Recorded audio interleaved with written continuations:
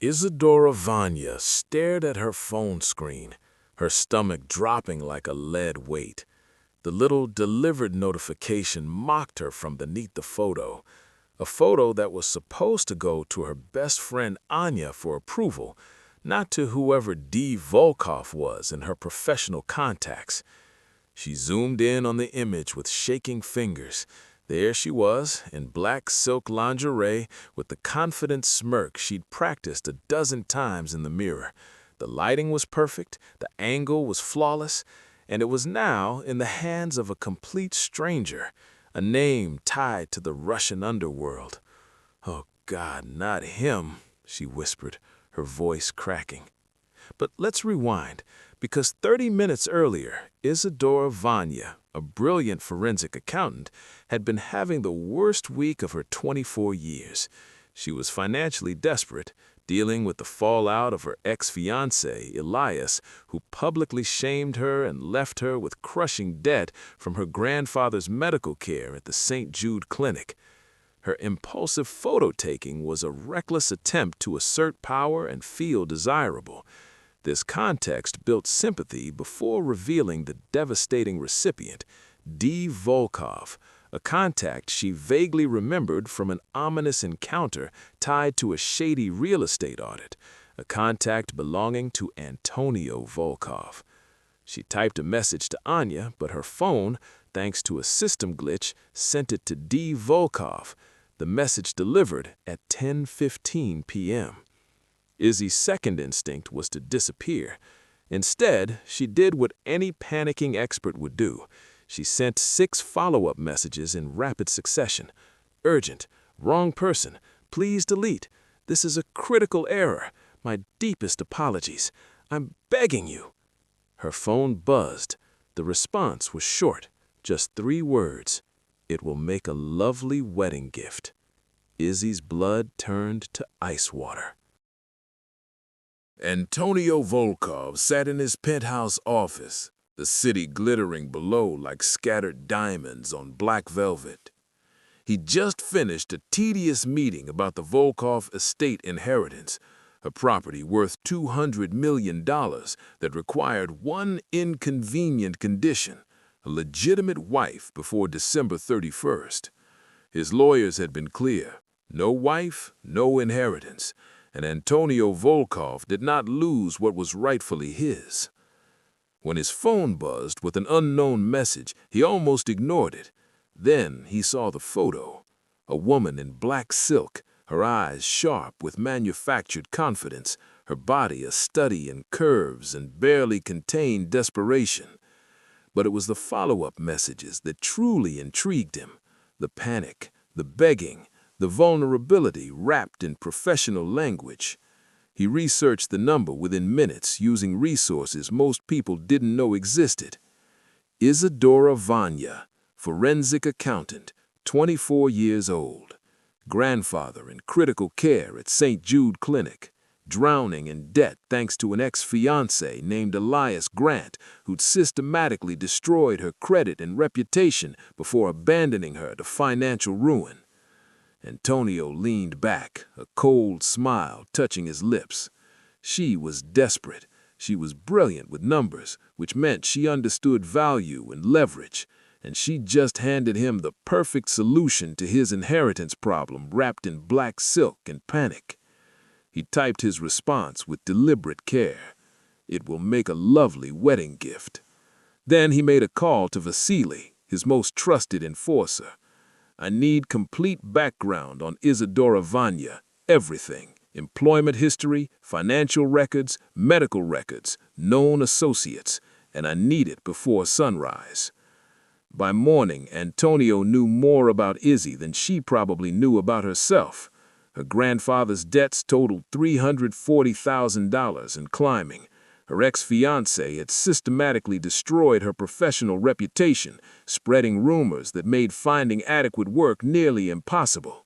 She worked 70-hour weeks between 2 accounting firms and still couldn't keep up with the medical bills. She was proud, reckless when cornered, and completely out of options. Absolutely perfect for what he needed. Izzy didn't sleep that night. She sat on her apartment floor, staring at her phone, waiting for the other shoe to drop. She'd Googled D. Volkov approximately 50 times, each search result more terrifying than the last. Russian Bratva, money laundering allegations, connections to organized crime stretching back 3 generations, a reputation for being utterly ruthless in both business and personal matters.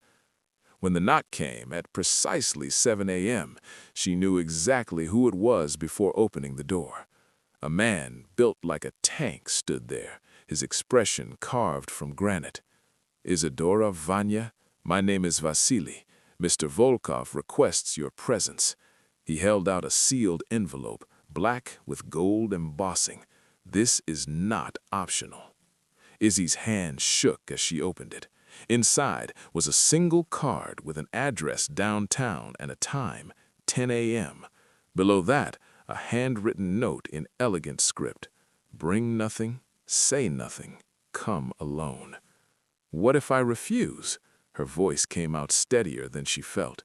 Vasily's expression didn't change, but something flickered in his eyes. "Then your grandfather's clinic receives a very interesting photo, along with documentation of your financial fraud. The accounting board will be notified, your professional licenses will be revoked, and your grandfather will be transferred to a state facility within 48 hours. "I haven't committed any fraud. That's a lie." "Mr. Volkov is very creative with financial narratives, Miss Vanya. He owns excellent lawyers who can make anything look criminal. Your choice. The car leaves in 30 minutes. I suggest you dress professionally." The ride to Volkov Tower felt like a funeral procession. Vasily said nothing, his eyes fixed on the road. When they pulled up to the glass and steel monument that dominated the skyline, Izzy's stomach twisted. The private elevator rose 47 floors without stopping. When the doors opened, she stepped into a penthouse that looked like it belonged in an architecture magazine. Floor-to-ceiling windows, minimalist furniture, art that was probably worth more than her grandfather's entire debt. Standing by the window, backlit by morning sun, was Antonio Volkov. He was younger than she expected, maybe 35, with sharp cheekbones, dark hair, and eyes the color of Arctic ice. He wore a tailored suit that screamed wealth and power. When he turned to face her, his expression was unreadable. "Miss Vanya, thank you for coming." His voice was smooth, cultured, terrifying in its civility. "I didn't have a choice," she said, lifting her chin in defiance.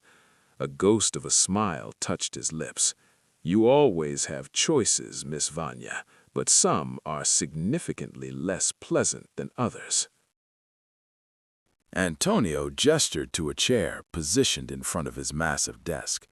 Izzy remained standing, refusing to give him the psychological advantage. "What do you want?" He circled her slowly, like a predator assessing prey. "I have a problem, Miss Vanya. A significant inheritance requires that I be married, legally, officially married before December 31st, and I need a wife who was intelligent enough to navigate my world, desperate enough not to refuse, and unlikely to interfere with my business operations." "You're insane," Izzy whispered. "Perhaps, but you sent me a gift last night, a beautiful photo that demonstrated your desperation, your impulsiveness, and your vulnerability." He slid a document across his desk. "A marriage contract. You become my wife in name and public appearance. In exchange, your grandfather's medical debts disappear immediately, every single dollar.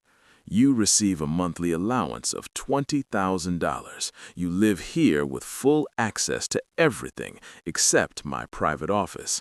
And after 1 year, if you fulfill your duties without betrayal, a divorce settlement of $5 million. Izzy's head spun. $5 million. Her grandfather's debt erased. but at what cost? And if I refuse? Antonio's expression went cold, all pretense vanishing. Then the photo goes to St. Jude Clinic, to your grandfather's doctors, to every professional contact you've ever made, to the accounting board, and I will personally ensure that Elias Grant receives a copy, along with everyone who already believes the worst about you. Additionally, I will file financial fraud charges. You'll be arrested within 24 hours. You'll spend 7 years in prison while your grandfather dies alone in a state facility. You can't do that, she said, but her voice cracked. I can do whatever I want, Miss Vanya. I own judges. I own prosecutors. I own this city. He leaned against his desk. You have 48 hours to decide, but understand this, I am not a patient man. I always get what I want, and right now, I want you as my wife. If you can't stand people who use blackmail and manipulation to control innocent lives, hit that subscribe button and let me know in the comments. Type, "Nobody deserves that," because what happened next only got worse. Izzy looked at the contract through blurring vision. She thought of her grandfather, the only person who'd ever loved her unconditionally, now lying in a hospital bed she couldn't afford. She thought of Elias, who'd already destroyed her once. She thought of the crushing debt that had become her prison. And she realized Antonio was right. She had choices, but only one that let her grandfather survive. She picked up the pen with shaking hands. Where do I sign? Antonio's smile was triumphant. Wise choice, Mrs. Volkov. I'll have Vasily bring you back tomorrow at 2 p.m. for the ceremony. The wedding took place exactly 47 hours later, in Antonio's penthouse with only Vasily and a judge as witnesses. The judge was clearly on Antonio's payroll, rushing through the ceremony with practiced efficiency. Izzy wore a cream dress that Antonio's assistant had delivered, elegant, expensive, and completely wrong for a woman being forced into matrimony. The ceremony lasted 7 minutes. 7 minutes to sign away her freedom, her name, her future. When Antonio slipped the platinum ring onto her finger, his touch was clinical, businesslike. There was no kiss, no celebration, just signatures on official documents and a chilling nod from the judge before he collected his payment and left. Welcome to the family, Mrs. Volkov, Antonio said without warmth. Izzy's belongings had already been moved while she'd been signing the marriage license. Her apartment had been sublet. Her mail was being forwarded.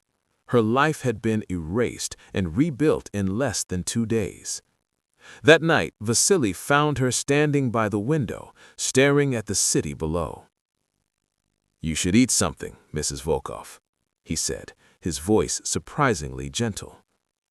Don't call me that. It's what you are now, and it comes with protections as well as obligations. He paused. A warning if you'll accept it from someone who's been in Antonio's world for 15 years. His rival, Nikolai Belov, will see you as a weakness, a pressure point to exploit. He will test you, probably sooner than you expect, and if you fail those tests, both you and Antonio will suffer. Why are you telling me this? Because Antonio chose you for a reason. He could have married anyone, models, actresses, daughters of other families. But he chose a forensic accountant with a sharp mind. That means he sees something beyond desperation. And despite his methods, Antonio Volkov does not choose poorly. Vasily's expression softened slightly. Survive the next few months, Mrs. Volkov. Learn the rules. Find your power. Then decide who you want to become. 2 weeks passed in a strange limbo. Antonio was rarely home, conducting business she didn't ask about. When he was present, they maintained cold formality. Good morning, good night, nothing more. Her grandfather's medical bills had indeed disappeared. The monthly allowance appeared like clockwork. But Izzy felt like an expensive prisoner. Then Antonio informed her she would attend her first Bratva event. "You are my wife. You will behave as such. Smile, be gracious, speak when spoken to, and say nothing about our arrangement. These men are sharks. They smell blood instantly." The event was held in a historic mansion, filled with dangerous men in expensive suits and beautiful women who looked at Izzy with barely concealed contempt. Antonio kept his hand on her lower back throughout the evening, possessive and cold. Then she met Nikolai Belov, older than Antonio, with silver hair and dead eyes. "So this is the famous Mrs. Volkov," he said, his English perfect. "A forensic accountant. How fascinating. What drew you to our Antonio? Love or something more practical?" Izzy forced a smile. "I believe the best marriages are built on mutual benefit, Mr. Belov." His laugh was sharp. "Indeed, how refreshingly honest. And what benefit does Antonio receive from you, I wonder?" The innuendo was deliberate.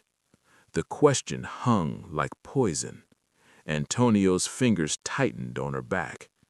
"My wife's benefits are none of your concern, Nikolai, but I assure you they are substantial." The two men stared at each other, years of rivalry compressed into a single moment. Belov finally smiled, releasing her hand. "Of course, my apologies.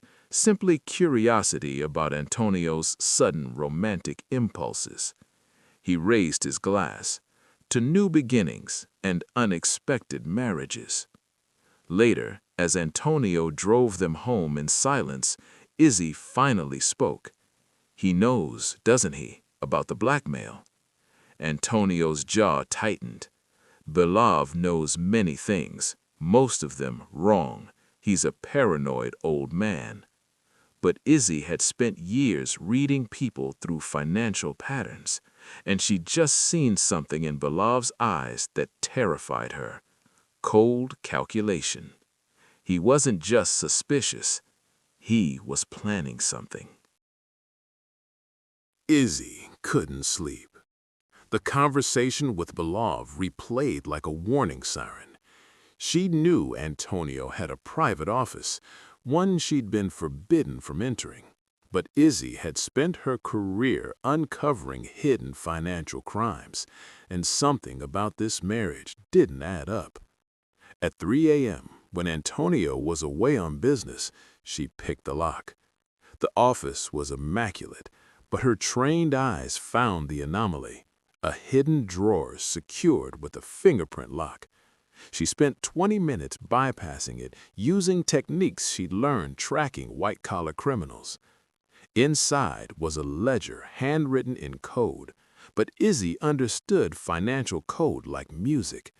The ledger detailed the property inheritance worth $200 million, contingent on marriage before December 31st. That part she suspected. But then she saw something that made her blood run cold. A series of payments disguised as consulting fees to a shell company called Meridian Holdings. And that shell company made a $50,000 payment to someone listed as E.G. 3 months ago. E.G. Elias Grant, her ex-fiancé. Someone had paid Elias $50,000 right before her life completely fell apart. Her hand shook as she photographed every page. This wasn't random. This was a setup. If you believe that truth matters more than manipulation, hit that subscribe button. People like Belov and Elias won't, and you need to hear what she did about it. Izzy spent the next week tracing the financial trail in secret. She worked late into the night, using every forensic accounting technique she knew. The shell company led to another company, then another, each layer designed to obscure ownership. But Izzy was patient. By the seventh night, she found it. The ultimate beneficial owner was Nikolai Belov. Belov had paid Elias to destroy her financially and emotionally. He'd somehow known she had Antonio's contact information from a previous audit. He'd ensured she was desperate enough to take that photo. This wasn't coincidence. This was an elaborate months-long setup. But why? She confronted Antonio the next morning, spreading the documents across his breakfast table. Belov paid Elias to ruin me. He knew you needed a wife. He wanted you to marry someone he could control or destroy. His eyes studied the documents with infuriating calm. Then he looked at her with something like disappointment. You broke into my office. I blackmailed you into marriage, Izzy shouted. I think we're past privacy concerns. These documents prove nothing conclusive, Antonio said coldly. Belov is too careful to leave obvious trails. You're seeing patterns that don't exist because you want to believe you're not just a desperate woman who made a mistake. You want to be important. His words cut deep. Izzy gathered her evidence with shaking hands. You're wrong, and when Belov uses this against you, don't say I didn't warn you. Izzy locked herself away for 3 days. Her best friend Anya had been calling nonstop. Finally, Izzy answered, I married a monster, and I think I'm the only one who can stop an even bigger monster. Anya listened to everything.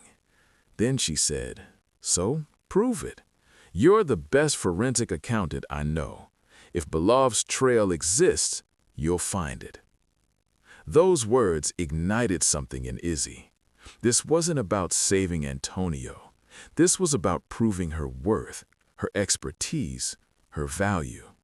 She went to work with renewed purpose. She didn't just trace the money. She traced the timing, the patterns, the behavioral economics. She found the malware in her phone designed to redirect contacts. She documented everything with federal case thoroughness. Then she went deeper, hacking into Belov's financial networks using exploits she learned tracking cybercriminals. What she found made her gasp. Belov wasn't just setting up Antonio for blackmail. He was setting him up for federal charges. Buried beneath layers of shell companies, she found a money laundering operation funneling $15 million into illegal weapons trade. And the final destination accounts were being prepared using Antonio's stolen credentials. The plan was brilliant. Discredit Antonio with the blackmail photo. Prove he'd coerced a woman into marriage to hide criminal activities. Then hit him with federal weapons trafficking charges. Antonio would be destroyed. Belov would take control of everything. And Izzy would be the weapon everyone remembered. She printed everything. She organized it into an irrefutable presentation, color-coded and cross-referenced. Then she walked into Antonio's office at midnight. You were right to doubt me, but I'm not wrong. And if you don't listen, the law wins. Here's the evidence, all of it. He read in silence. When he finished, he looked at her with genuine respect. How long did this take? 73 hours. I didn't sleep, but it's all true, all verifiable. And you did this after I dismissed you? She met his eyes. I did this because I'm your wife. Whether I like it or not, what happens to you happens to me. And I refuse to let Belov win. I refuse to be collateral damage. The Bratva meeting took place 3 days later in a private club. Every major player was present. Antonio had called an emergency council. Nikolai Belov arrived at Izzy, smiling like a cat about to eat its prey. Antonio stood at the head of the table. "Gentlemen, before we begin, my wife has something to share, something that concerns our entire organization's security." Belov's smile faltered. Izzy stepped forward, her heart hammering. 3 months ago, Nikolai Belov made a $50,000 payment to Elias Grant to ensure I became desperate. 2 months ago, he paid a technician to install malware on my device, ensuring messages would be misdirected. And last month, he established offshore accounts using Antonio's stolen credentials, intending to frame him for weapons trafficking. She pulled up the presentation, showing every transaction, every illegal account. This isn't speculation. This is documented evidence.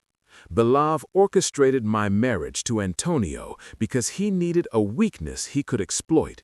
He wanted to destroy Antonio's credibility and claim the inheritance for himself. The room erupted.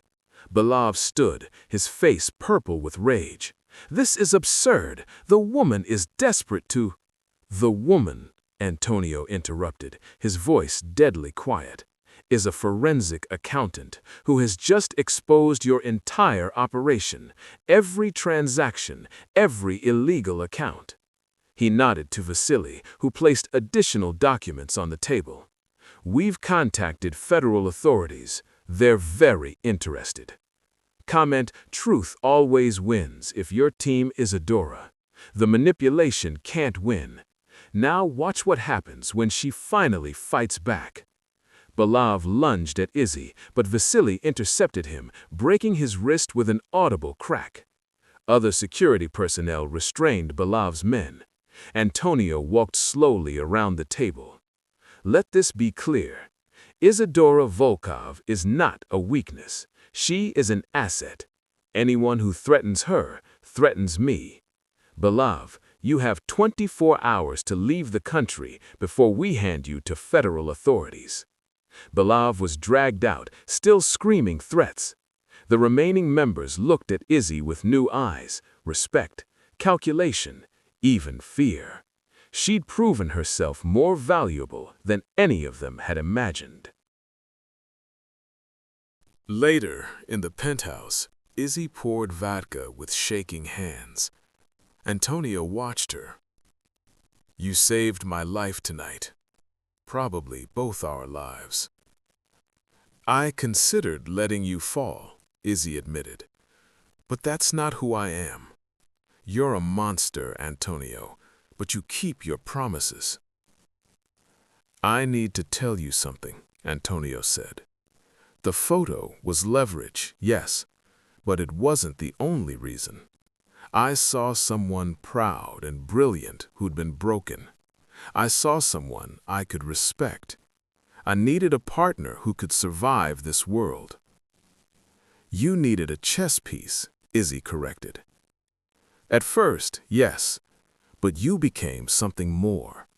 Tonight, you proved you're the only person I can truly trust." Izzy stared at him. "So what now? We continue this forced marriage? Or," Antonio said carefully, "we turn this into something real. Not love, we're too pragmatic for that, but respect, mutual protection, perhaps something more. I can't undo the blackmail, but I can give you real power, real choice, real protection." Izzy thought of her grandfather receiving the best care, her debt erased, the woman she'd been, desperate, powerless, and who she'd become. "If we do this, it's on my terms too. I'm not your possession. I'm your equal partner, or this ends now." Antonio extended his hand. "Equal partners, Mrs. Volkov." She took his hand, feeling the electricity between them. "Equal partners, Mr. Volkov. But betray me again, and I'll destroy you more completely than Belov could. I know where all your bodies are buried now." His smile was genuine. I wouldn't expect anything less. It wasn't love, not yet, but it was power, respect, and savage understanding. They'd been forged in blackmail and necessity, but what emerged was a partnership neither expected. And in Antonio's world, that was as close to a happy ending as possible. Izzy's phone buzzed. "Anya, did you survive?" She typed back with a smile. "Survived and won. I'm officially a Mafia wife with actual power. I'll explain tomorrow." Because Isadora Vanya had come as a victim, but she left as a queen. Not by marriage, but by merit. She'd proven her worth with intelligence, courage, and forensic accounting. And in the brutal mathematics of the Bratva, that was the only calculation that mattered.